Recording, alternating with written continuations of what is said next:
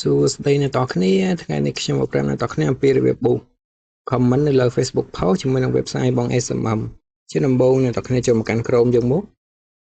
បន្តមកអ្នកនរគ្នា search ឈ្មោះ website របស់យើងដែលមានឈ្មោះថាបង smm.com នៅពេលជំរាបនេះហើយសូមអ្នកនរគ្នាវាយ username និង password ចូលសម្រាប់អ្នកដែលមិនទាន់ចុះឈ្មោះនៅលើ website របស់យើងខ្ញុំអ្នកនរគ្នាស្វែងរកពីរបៀបចុះឈ្មោះបានមាននៅលើ channel YouTube ឈ្មោះថាបង SMM ឥឡូវខ្ញុំសូមវាយ username និង password ចូលអ្នកនរគ្នាបន្តមកទី sign in បន្ទាប់ពីជា sign in ហើយជាបែបនេះសូមអ្នកនរគ្នាក្រឡេកមកកន្លែងនេះមុខសូមអ្នកនរគ្នាយកពាក្យថា Facebook នេះអ្នកនរគ្នាចុចលើនឹងមុខបន្តមកកន្លែង category នេះសូមអ្នកនរគ្នាចុចលើនឹងមួយមុខសូមអ្នកនរគ្នាឲ្យចុះមកក្រោមបន្តិចមុខសូមអ្នកនរគ្នាយកពាក្យថា Facebook comment នេះមកអ្នកនរគ្នាចុចលើនឹងមុខបន្តមកកន្លែង service នេះសូមអ្នកនរគ្នាចុចលើនឹងមួយសូមអ្នកនរគ្នាជ្រើសរើស service មួយណាដែលអ្នកនរគ្នាពេញចិត្តខ្ញុំសូមបញ្ជាក់អ្នកនរគ្នាផងថា service ណាមានតម្លៃកាន់តែខ្ពស់នោះសេវាកម្មកាន់តែល្អកាន់តែរហ័សអ្នកនរគ្នាcomment គឺមានពីរប្រភេទអ្នកនរគ្នាមួយគឺ custom comment មួយទៀតគឺ random comment ចូលអក្សរបានអ្នកនរគ្នាប៉ុន្តែចំពោះ random comment គឺយើងមិនអាចវាចូលបញ្ចូលអក្សរបានទេអ្នកនរគ្នាវីដេអូមុនខ្ញុំបានប្រាប់អ្នកនរគ្នារួចមកហើយអំពីរបៀបប៊ូ custom comment ចំពោះវីដេអូមួយនេះខ្ញុំសូមធ្វើការណែនាំអ្នកនរគ្នាអំពីរបៀបប៊ូ random comment ចុះអ្នកនរគ្នាឥឡូវខ្ញុំសូមយក switch មួយចុះអ្នកនរគ្នាខ្ញុំសូមយក switch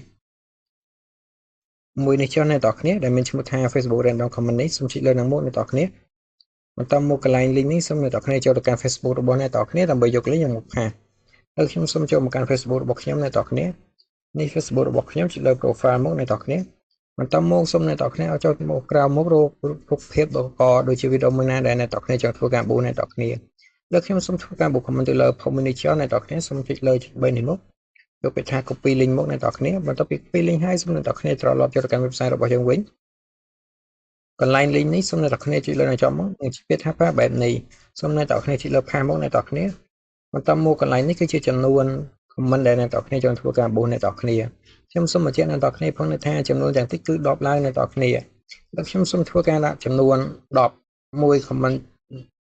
ចូលអ្នកនរគ្នាតែមួយ comment ត្រឹមតែ24សេនប៉ុណ្ណោះអ្នកនរគ្នាបន្តមកសូមជិះ submit បន្ទាប់ពីជិះ submit ហើយជាបែបនេះនោះការប៊ូរបស់អ្នកនរគ្នានឹងទទួលបានជោគជ័យសូមអ្នកនរគ្នារងចាំតែបន្តិចនោះ comment របស់អ្នកនរគ្នានឹងធ្វើការកើនឡើងប្រសិនបើអ្នកនរគ្នាចង់ឆែកមើលសេវាកម្មទៅតែបានមួយជាទី3មិញសូមអ្នកនរគ្នាចុចលើ tray 3នេះមកបន្តមកសូមអ្នកនរគ្នាយកពាក្យថា order នេះអ្នកនរគ្នាសេវាកម្មដែលយើងបានមួយជាទី3មិញគឺនៅខាងលើគេនេះសូមអុំឆ្វេងមក